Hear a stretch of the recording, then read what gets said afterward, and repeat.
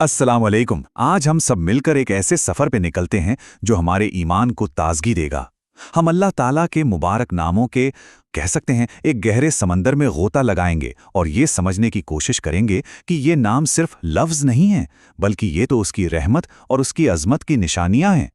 तो सबसे पहला सवाल यही उठता है कि जब हम अपने रब को पुकारते हैं तो आखिर किन नामों से पुकारें? क्या कोई लिस्ट है, कोई तयशुदा फहरिस्त है, या फिर इसके पीछे कोई और गहरा उसूल है जिसे समझना ज़रूरी है? चलिए आज इसी राज से पर्दा उठाते हैं। तो देखिए, बात बहुत सीधी सी है।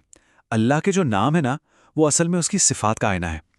ये सिर्फ पुकारने के लिए शब्द नहीं है, बल्कि ये तो उसकी ज़ात की वो खूबियां हैं, वो क्वालिटीज़ हैं जिन्हें आप महसूस कर सकते हैं।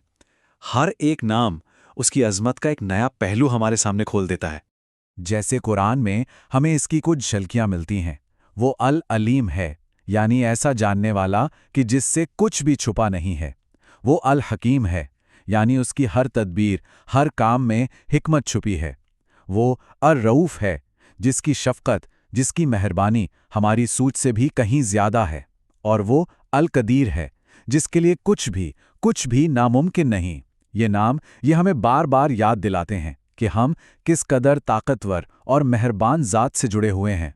अच्छा, एक सवाल और मन में आता है। ये नाम आए कहाँ से? क्या ये हमेशा से थे? क्या अल्लाह ने ये नाम खुद मुकर्रर किए हैं, या इसके पीछे कोई और दिलचस्प कहानी है? चलिए जरा तारीख के पन्ने पलट कर देखते हैं। और यहाँ एक बहुत ही दिलचस्प बात सामने आती है। स्रोत के मुताबिक अल्लाह का जो लफ्ज़ है वो इस्लाम से भी पुराना है। अरब के लोग इसे पहले से जानते और इस्तेमाल करते थे, और अल्लाह ताला ने इसी नाम को अपने लिए पसंद फरमाया। इससे ना एक बहुत बड़ा उसूल समझ में आता है, वो ये कि अल्लाह ने इंसानों के दिए हुए उन अच्छे नामों को भी कबूल कर लिया जो उसकी शान के लायक थे। और बात सिर्फ यहीं तक नहीं है। अगर हम ज़बानों की जड़ों में जाएं ना, तो एक और हैरान करने वाली बात पता चलती है।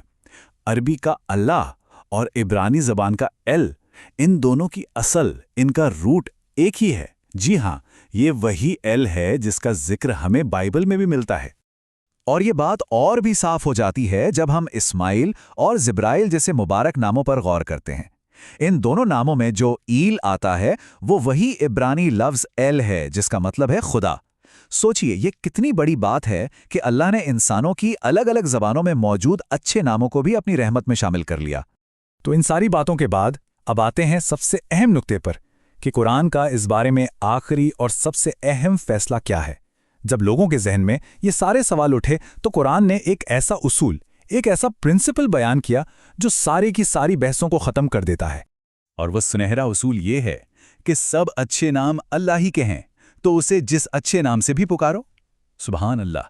बस शर्त सिर्फ एक है कि वो नाम उसकी अज़मत और पाकीज़गी के लायक होना चाहिए।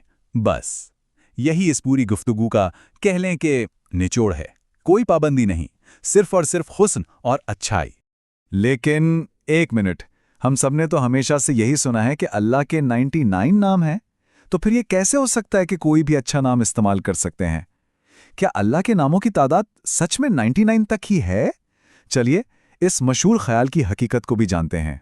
ये जो अदद है 99, ये हमारी मस्जिदों में, हमारे घरों की दीवारों पर हर जगह नजर आता है, हमारी ज़बानों पर चढ़ा हुआ है। लेकिन सवाल ये है कि क्या ये वाकई नामों की कुल तादाद है, या फिर इस अदद के पीछे कोई और हकीकत छुपी है?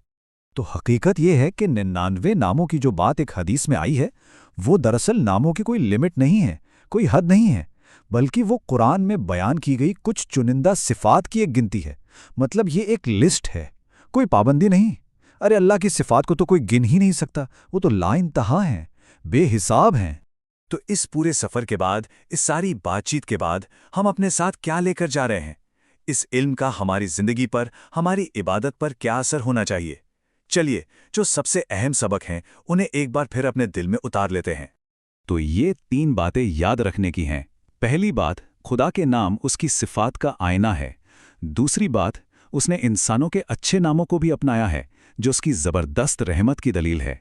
और तीसरी और सबसे अहम बात, हम उसे हर उस अच्छे नाम से पुकार सकते हैं जो उसकी शान के लायक हो। कोई पाबंदी नहीं है। और आखिर में एक सवाल हम सब के लिए है कि जब हम अल्लाह की इन बेपनाह सिफात पर गौर करते हैं, उसके इल्म पर, उसकी हिकमत पर, उसकी रहमत पर, تو یہ سوچ ہمارے دلوں میں ایمان کی شمع کو کیسے اور روشن کرتی ہے، اس پر ضرور غور کیجیے گا۔ السلام علیکم۔